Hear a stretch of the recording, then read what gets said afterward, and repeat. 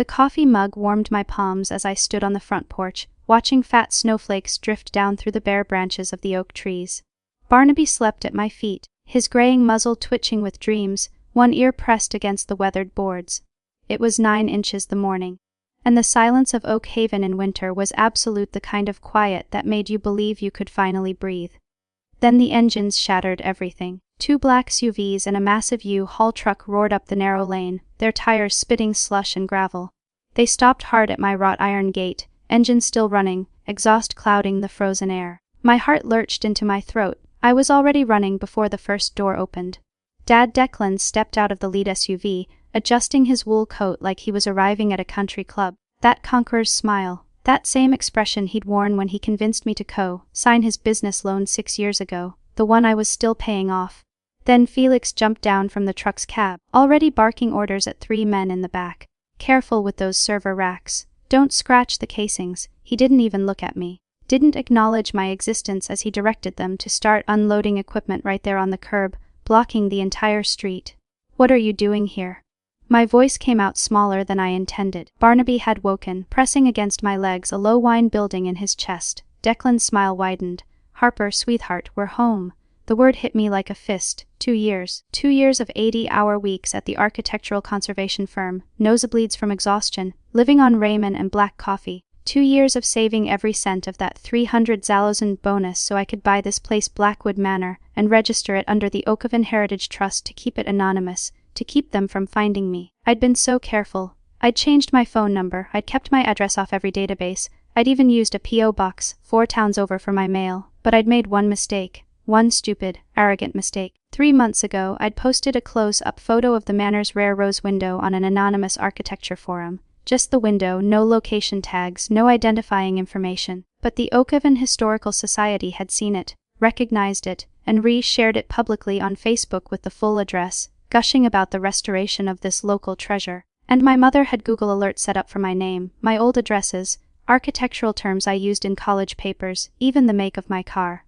She'd found me within hours. How did you know I was here? I managed, gripping the gate's iron bars. Declan pointed casually toward the tree line across the street. I parked right over there for 14 hours yesterday, watched you walk the dog at 7:30, saw your Volvo in the drive, saw you leave for the grocery store and come back alone. He tilted his head, studying me like I was a specimen.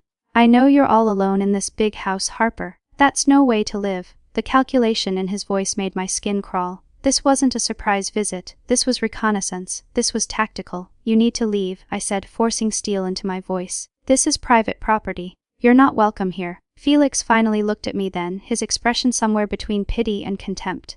Harper, don't be dramatic. We're family.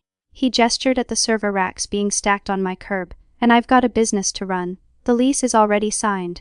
What lease? Declan pulled a folded document from his coat pocket, waving it like a flag of truce. Felix is renting your basement. Very reasonable terms, wowzilla, a month for 5 years. You signed it last month, remember? The world tilted. I never signed anything. Your signature's right there, sweetheart. I didn't open the gate. I didn't move. Every instinct I'd spent 2 years rebuilding screamed at me that this was a trap, that opening that gate even an inch would be the end of everything. Declan's smile faded. He pulled out his phone.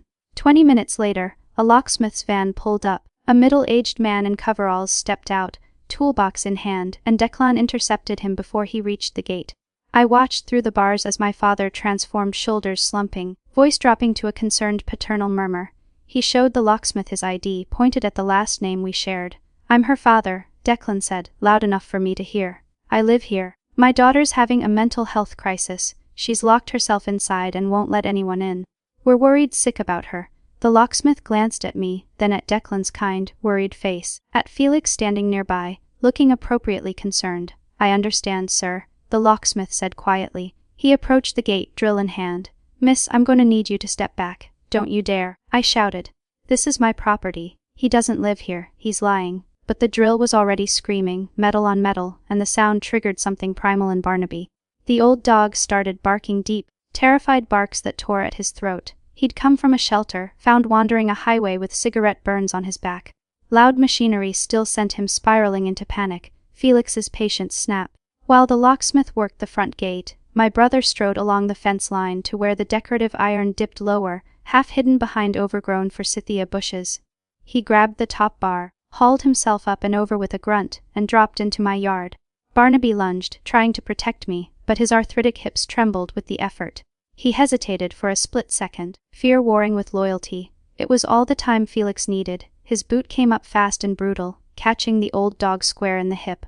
Barnaby yelped, a sound I'd never heard him make, high and agonized, and scrambled away from Felix's reaching hands. "Barnaby, no!" I screamed. But Felix had already reached the gate's interior latch. He twisted it, and the gate swung wide. Barnaby, terrified and hurting, bolted straight through the opening and out onto the road.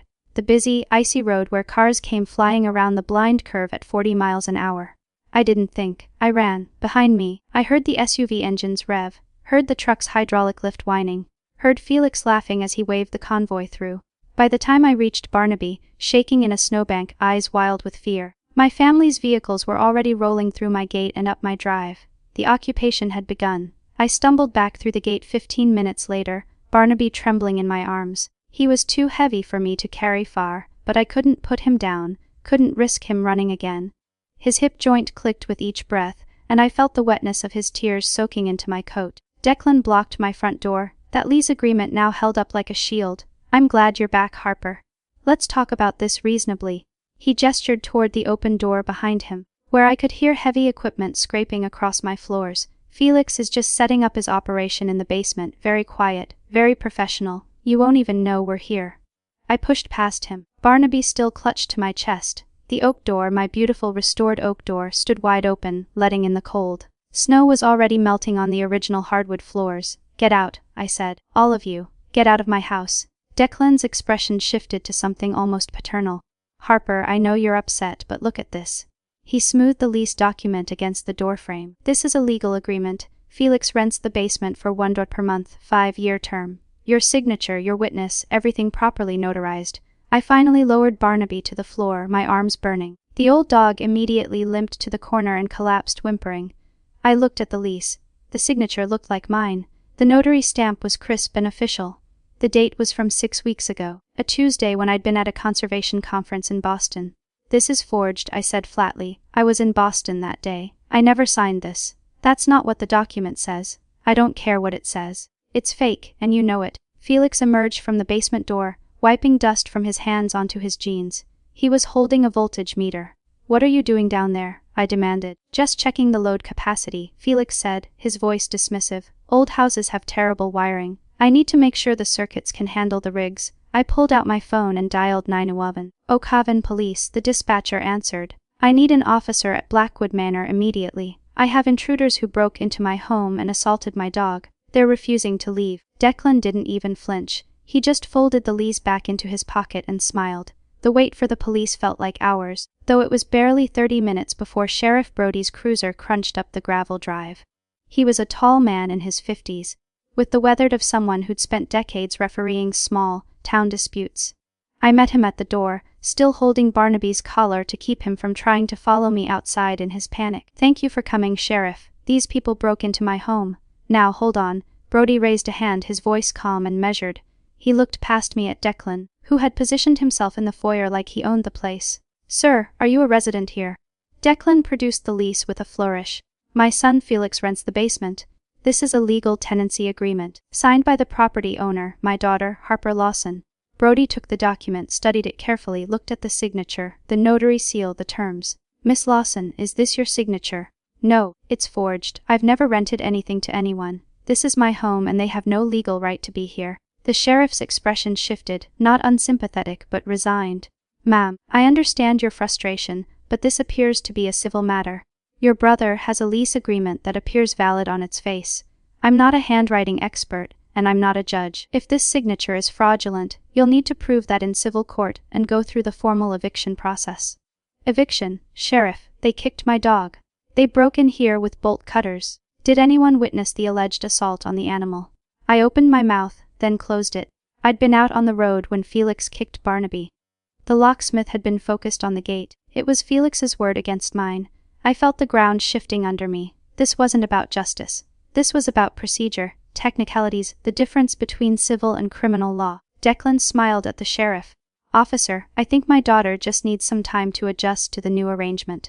Family can be complicated." I looked at Barnaby, limping and whimpering in the corner. At Felix grinning from the basement doorway. At my father playing the reasonable patriarch, and I realized the law was being weaponized to protect the people hurting me. Fine, I said quietly. Sheriff, thank you for your time. Brody tipped his hat, clearly relieved to escape the domestic minefield. You folks work this out and please keep it civil. As Brody turned to leave, I pulled out my phone. My contacts list still had them all. Mom, Dad, Felix. I scrolled past those and found the number Sterling Vane had given me when he'd helped me set up the Oakhaven Heritage Trust. I put Sterling on speakerphone so Declan could hear every word. My lawyer's voice filled the foyer, precise and cutting. Mr. Lawson, Sterling said, his tone cordial but edged with steel. I'm sure you're aware that Harper Lawson is not the legal owner of Blackwood Manor. The property is held in trust by the Oakhaven Heritage Trust, a registered non-profit entity. Harper is the trustee, not the owner. Declan froze. Sterling continued, which means that lease agreement, the one with Harper's signature, is invalid regardless of its authenticity. Harper cannot rent property she doesn't personally own. Any rental agreement would need to be executed by the trust itself, with proper board approval and documentation. I watched my father's face cycle through confusion, anger, and finally calculation. Furthermore, Sterling added, if that signature is forged as Harper claims, then you've used fraudulent documents to gain access to trust property. That's not a civil matter, Mr. Lawson. That's criminal trespass on a non-profit entity, a felony in this state. Felix's grin vanished. Dad, what's he talking about? Declan held up a hand, silencing him. This is a family misunderstanding. I'm not confused, I said softly. Sheriff Brody. The sheriff had paused on the porch. He turned back, his expression hardening as he processed the lawyer's words. Trespassing on a trust was a different beast entirely. Mr. Lawson, Brody said, stepping back inside. If you cannot prove you have an agreement with the trust, I'm going to have to ask you to leave the premises until this is verified by a court. Declan's mask slipped. For just a moment, I saw the rage underneath. You're making a mistake, Harper, he said quietly. Family is supposed to help each other. Tell your lawyer that, I replied. The heavy clouds made the day feel older than it was as they loaded back into their vehicles. They would be heading to the Motel 6 Inches town. Felix paused at the threshold, giving me one last look. Enjoy the darkness, little sister. I didn't understand what he meant until I closed the door and locked it. Silence returned to the house, but something was wrong. The hum of the refrigerator was gone. The thermostat display in the hallway was blank. I ran to the basement. The main breaker panel was open. Felix hadn't just checked the capacity. He had severed the main feed wires to the furnace and the kitchen circuit. He'd sabotaged the heating system before the sheriff even walked in the door. I wrapped myself in blankets and sat on the floor next to Barnaby, both of us shivering. Outside, the temperature dropped to -3 degrees. Inside, I deleted Mom and Dad from my emergency contacts and saved Sterling Vane to my favorites. The battle had just begun. The house felt like a tomb. I woke on the second day, wrapped in 3 blankets on the living room sofa, my breath clouding in the frigid air. Barnaby was pressed against my legs, shivering despite the old quilt I'd tucked around him. The Victorian radiators stood silent and cold, the elaborate ironwork now just decorative coffins for a heating system Felix had murdered. I'd called 4 electricians the night before. 3 hadn't answered. The 4th had listened to my description of the damage and said he couldn't come until after New Year's, a week away. Everyone was booked, or gone, or unwilling to drive out to Oakhaven in the snow for an emergency call. So I sat in the cold and did the only thing I could. I documented everything. Photos of the electrical panel, wires hanging like severed arteries, close-ups of Barnaby's hip, the bruising now dark purple beneath his fur.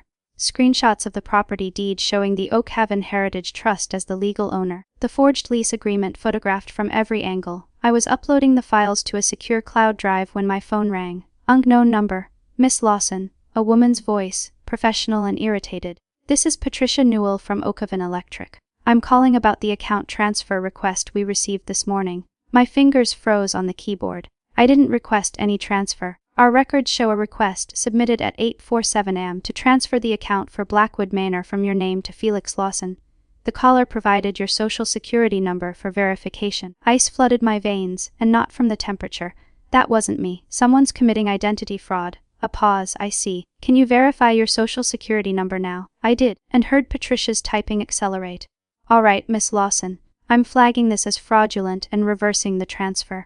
You'll want to file a police report immediately. Whoever called us this morning had access to your personal information. After I hung up, I sat staring at my phone. Felix didn't have my social security number. I'd never shared it with him. But Mom did. Mom had co-signed my student loans. Mom had my SN memorized, written in her precise handwriting in the family records she kept, and she'd just handed it to Felix to commit utility fraud, to manufacture proof of residency to build his fraudulent claim to my home. I called Sterling Vane Harper. He answered immediately. I've been expecting your call. I saw the social media posts. What posts? He sighed. Your mother has been active on Facebook since yesterday evening. According to her narrative, you've kicked your elderly parents out into the cold, refused to let your brother operate his legitimate business, and are having some kind of breakdown. She's rallying quite a bit of sympathy. I pulled up Facebook on my laptop. Mom's page was public, and she'd been busy. Heartbroken tonight, her latest post read. My daughter has locked us out of the family home in this freezing weather. We've tried everything to reach her, but she's not well. Please keep Harper in your prayers. Sometimes mental illness makes people turn against those who love them most. 300 reactions, 87 comments, most expressing concern and sympathy. I closed the laptop before I could read the comments. Harper. Sterling's voice pulled me back. Are you still there? They're lying about everything. I know. Which is why we're going to hit them with everything we have. His tone shifted to something razor sharp. The utility fraud gives us ammunition. I want you to file a police report immediately for identity theft. Then we're filing a complaint with the FTC.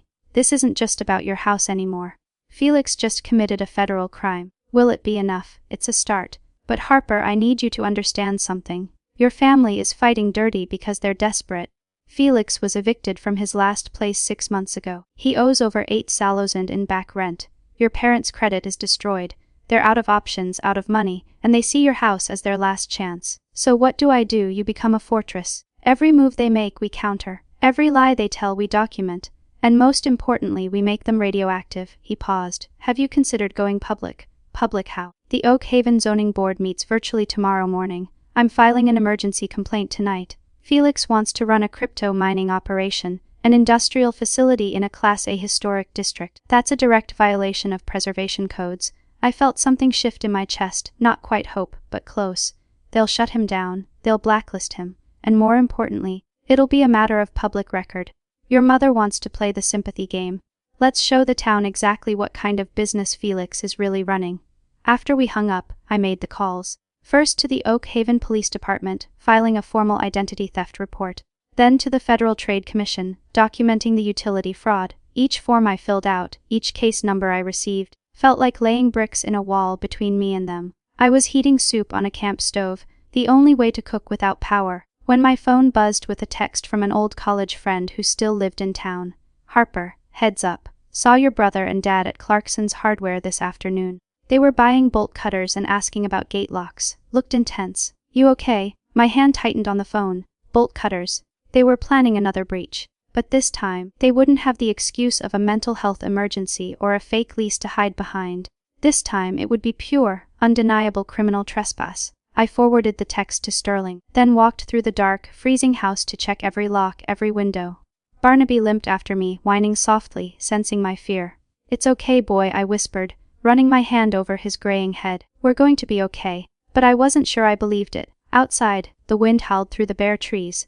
Snow began to fall again, thick and heavy, and my family was buying bolt cutters. The Oak Haven Zoning Board met via video conference the next morning at 10 a.m. I sat in my freezing living room, laptop balanced on my knees, watching the gallery of faces populate the screen. Sterling appeared in his own window, dressed in a suit despite working from home. Agenda Item 7, the board chair announced. A stern woman named Margaret Rhodes. Emergency preservation complaint regarding 1847 Blackwood Manor, filed by Sterling Vane on behalf of the Oak Haven Heritage Trust. Sterling unmuted himself. Thank you, Madam Chair, I'll be brief. We've received credible intelligence that Felix Lawson intends to operate a commercial cryptocurrency mining facility from the basement of Blackwood Manor, a Class A historic property in a residential preservation district. This operation would involve industrial electrical demands, heat generation, and 24-hour mechanical noise, all of which violate Section 12.3 of the town's Historic Preservation Code. One of the board members leaned forward. Has Mr. Lawson applied for commercial permits? No, sir. He attempted to enter the property using fraudulent lease documentation and has made no effort to comply with any commercial zoning requirements. Margaret Rhodes' expression hardened. Does Mr. Lawson wish to address this complaint? Silence. Felix and Declan weren't on the call. They'd probably never even known about the meeting. Very well. The board will issue an emergency cease and desist order effective immediately. Any attempt by Felix Lawson to operate a commercial enterprise from Blackwood Manor will result in daily fines of $1,000 and potential criminal charges for zoning violations. She looked directly into the pervasive camera. Mr. Vane, please forward this order to the Oakhaven Police Department for enforcement. Thank you, Madam Chair. The meeting continued, but I'd stopped listening. The fortress wall had just grown higher. By evening, Felix knew. I discovered this when my phone exploded with notifications all from the private messages Tiffany, his girlfriend who helping them from the shadow, was broadcasting on her Instagram. Felix, the town just blacklisted me. My sister destroyed everything. Felix, we can't stay at the motel anymore. My card got declined. We're out of money. Felix, this is your fault. You had to go psycho with the lawyers. I screenshot every message and sent them to Sterling. Then I did something I'd never done before. I went on offense. There was a local blogger in Oakhaven, a retired journalist named Linda Mercer who ran a community news site.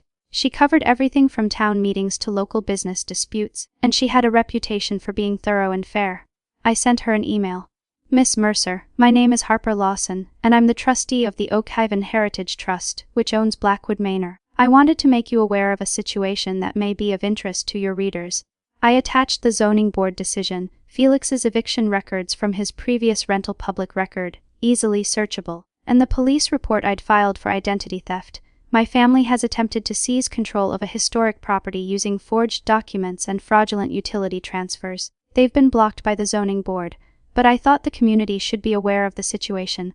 I hit send before I could second guess myself. Linda replied within 2 hours. Harper, I'd like to speak with you on the record. Are you available tomorrow morning? But tomorrow was still too far away. That night, as I sat bundled in blankets with Barnaby curled against my side, I heard a vehicle pull up outside. Just one moving slowly, headlights off. I crept to the window and peered through the heavy curtains. Declan's SUV, idling at the end of the driveway, watching the house. After 10 minutes it drove away. They were reconnoitering again. Planning, I pulled out my phone and called Chase, the archaeologist from the Historical Society who'd been helping with the manor's garden restoration. We'd worked together on several projects over the past year, and he'd proven himself to be quiet, competent, and trustworthy. Chase, I need a favor. It might sound strange, try me. His voice was calm, unbothered by the late hour. I explained the situation, not all of it, but enough. The family, the fake lease, the threats. I think they're going to try to break in again soon, and I need to make sure this gate holds. I'll be there in 20 minutes. He arrived with his truck bed full of tools and materials. Together, we reinforced the gate discreetly, adding internal braces that wouldn't be visible from the street, installing a heavy-duty padlock that couldn't be drilled easily. Nothing dramatic, nothing that would telegraph our preparations. Harper, he said as we worked, his breath fogging in the cold.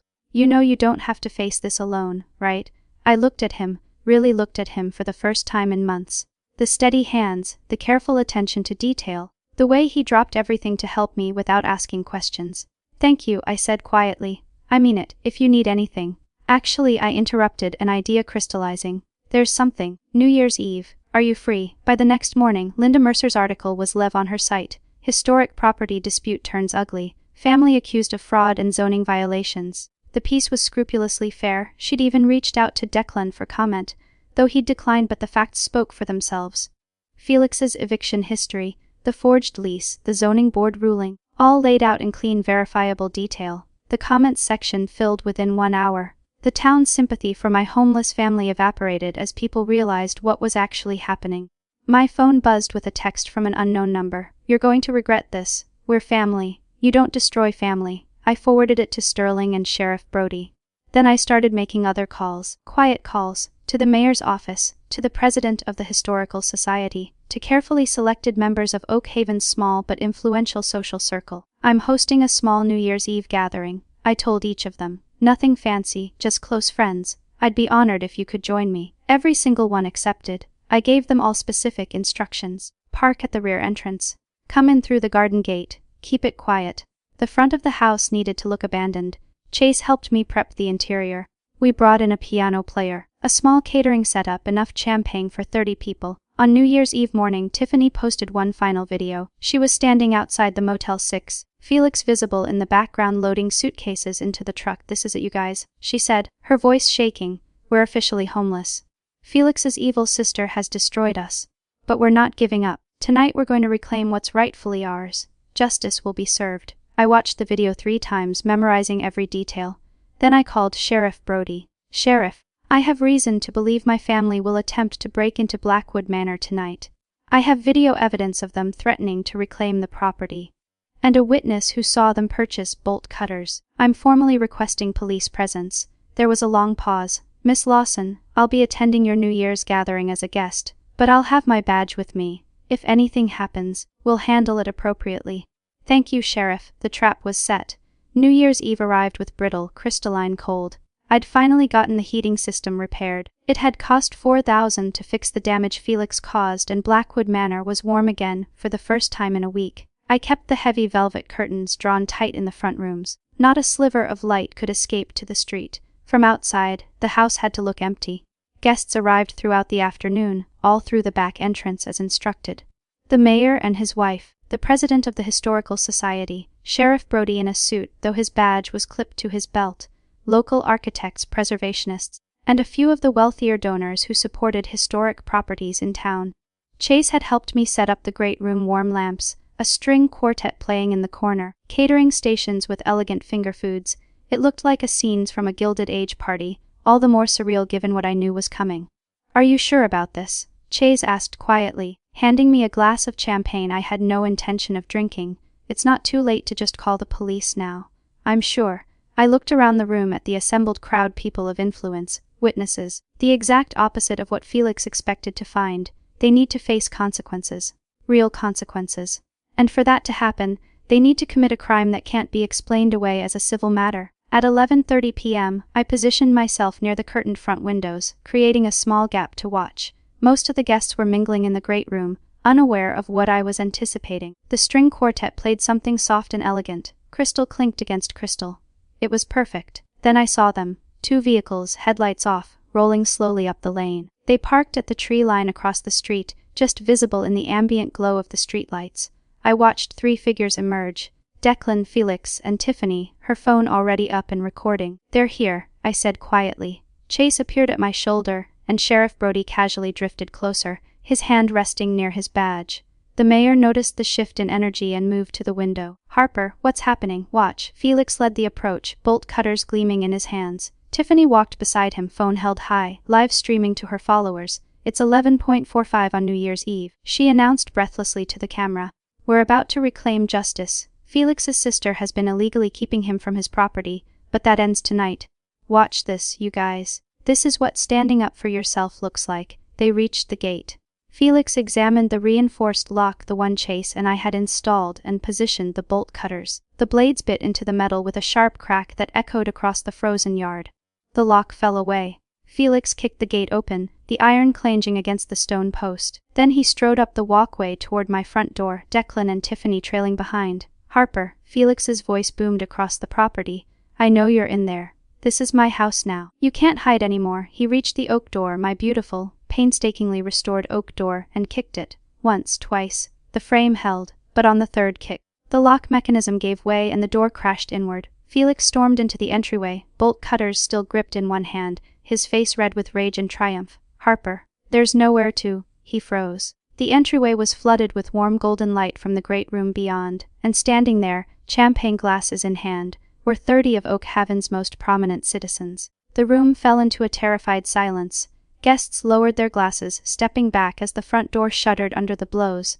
The string quartet had stopped playing abruptly. Felix stood there, panting, the bolt cutters looking obscene in the elegant room. He stared at the mayor, at the Historical Society president, at the town's wealthiest donors, and at Sheriff Brody, whose hand was now resting openly on his badge. The only sound was Tiffany's phone still recording, still live, streaming this entire catastrophic miscalculation to her 18,000 followers. Felix Lawson, Sheriff Brody said, setting down his champagne glass and stepping forward. His voice was calm, almost gentle. You're under arrest. This isn't I have a lease. You have forged documents. You have a zoning board cease and desist order. And now you have just committed breaking and entering with burglary tools in front of 36 witnesses.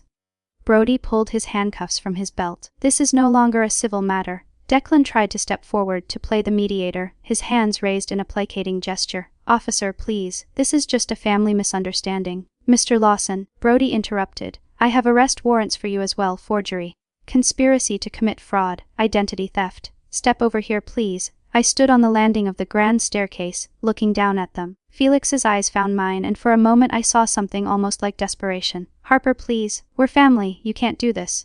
Mr. Declan Lawson, I said quietly, my voice carrying in the sudden silence. Please direct all future communications to my attorney. 2 more squad cars pulled up outside, lights flashing red and blue across the snow. 4 officers entered through the broken doorway. Felix was handcuffed first, breaking and entering, criminal trespass, possession of burglary tools, animal cruelty from the incident with Barnaby, the identity theft charge from the utility fraud. Declan was next. Forgery, conspiracy, fraud. Tiffany stood in the doorway, still holding her phone, watching it all unfold on her own livestream. The comments were scrolling past faster than she could read them, but I could see her face going pale as she realized what she'd just broadcast.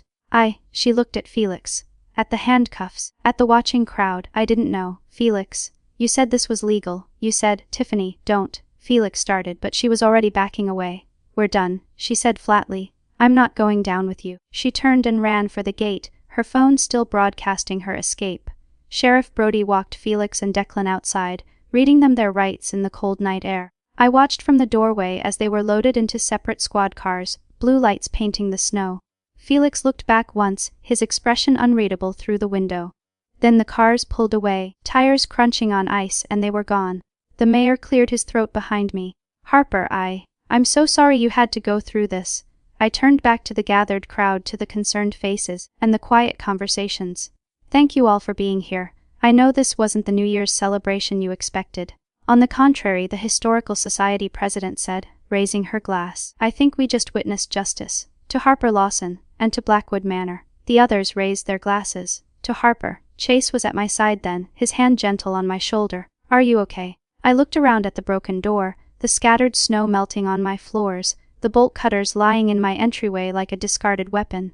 Then I looked at the people filling my home, not invaders, but guests I'd chosen, people who'd stood witness to my stand. Yes, I said, and realized I meant it. I'm okay. Outside, midnight struck. Somewhere in the distance, fireworks began to bloom against the winter sky. The siege was over. 5 months later, spring came to Oakhaven. The gardens of Blackwood Manor erupted in colored tulips and daffodils pushing through the thawed earth, dogwood trees unfurling white blossoms against a sky so blue it hurt to look at. The heavy snow was a memory now, replaced by warm breezes that carried the scent of lilacs through open windows. I sat in the garden with a cup of tea, my laptop balanced on a wrought iron table, reviewing restoration proposals for the carriage house. But the work didn't feel urgent anymore. Didn't feel like survival. It felt like what it was supposed to be, a labor of love. A project I chose because I wanted to, not because I was running from something. Barnaby lay in a patch of sunlight near my feet, his gray muzzle resting on Chase's boots. The old dog's hip had healed well, though he still limped on cold mornings. But the fear was gone. The flinching when men approached, the panic at loud noises, all of it had gradually faded over the winter months. Now he slept peacefully while Chase worked, carefully brushing dirt from a fragment of pottery he'd found near the old garden wall. Looks like Wedgwood, Chase murmured, holding the piece up to the light. Probably 180 seconds given the pattern. Your Victorian-era residents had good taste. They also buried their trash in the flower beds, I pointed out. He grinned. Archaeologists call that enriching the historical record. I smiled watching him work. Over the winter, as the legal aftermath of New Year's Eve had played out, Chase had become a constant presence. Not intrusive, never pushing, just there, helping me repair the front door, bringing coffee when I had to give depositions, sitting with Barnaby when I needed to meet with lawyers. Somewhere along the way, colleague had shifted to friend, and then to something that didn't have a clean label yet, something that made me feel safe instead of trapped. The brass plaque on the front gate caught the sunlight, its engraving sharp and clear, property of Oakhaven Heritage Trust, by invitation only. I'd had it installed in February, after the criminal trials concluded. Felix had pleaded guilty to avoid a longer sentence, 18 months in minimum security, plus restitution and probation. Declan had tried to fight the forgery charge, but the evidence was overwhelming. He got 2 years. Mom had never been charged. She'd claimed ignorance, said she'd just been trying to help her son, that she didn't know the documents were forged or that Felix planned to commit fraud. The prosecutors hadn't been able to prove otherwise. But she'd stopped calling, stopped posting on Facebook about her ungrateful daughter. The silence from her was more telling than any conviction could have been. I'd blocked her number anyway.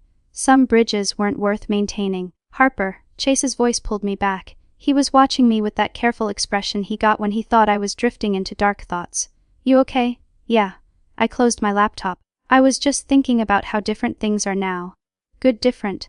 I looked around the garden at the blooming flowers, at Barnaby sleeping peacefully, at the manor standing solid and warm behind us, at Chase, with dirt under his fingernails and pottery shards scattered across his work cloth, looking at me like I was something worth protecting. Very good, different. He smiled. His hand found mine across the table, fingers intertwining. Then he went back to his excavation work. A car passed on the road beyond the gate, some tourist, probably, drawn by the Historical Society's new walking tour that featured Blackwood Manor as a preservation success story. I didn't tense anymore when I heard engines, didn't rush to check who was arriving. The gate was locked. The alarms were set. And more importantly, I'd learned the difference between being isolated and being protected. I'd learned how to build boundaries without apology. I'd learned that family wasn't defined by blood but by who showed up when you needed them, who respected your no, who celebrated your victories without demanding a cut of the spoils. Barnaby shifted in his sleep, his paws twitching with dreams that no longer seemed like nightmares. Chase hummed softly as he worked, some old folk song I didn't recognize but found comforting anyway. The afternoon sun warmed my shoulders, and for the first time in years, maybe in my entire life, I felt something I'd almost forgotten existed. Peace. Not the fragile, temporary peace I'd tried to buy by appeasing people who saw me as an ATM. Not the anxious peace of hiding and hoping I wouldn't be found. Real peace. The kind that came from knowing I'd fought for something and won. The kind that came from choosing who I let through my gates and who I kept out. The kind that came from finally understanding that protecting myself wasn't selfish, it was necessary. I squeezed Chase's hand, and he squeezed back, his eyes crinkling with a smile even as he focused on his work. Behind us, Blackwood Manor stood sentinel, its windows gleaming in the spring light. No longer a fortress under siege, a home, my home. And this time, the gate that protected it was there not to hide fear, but to shelter the happiness I'd built inside.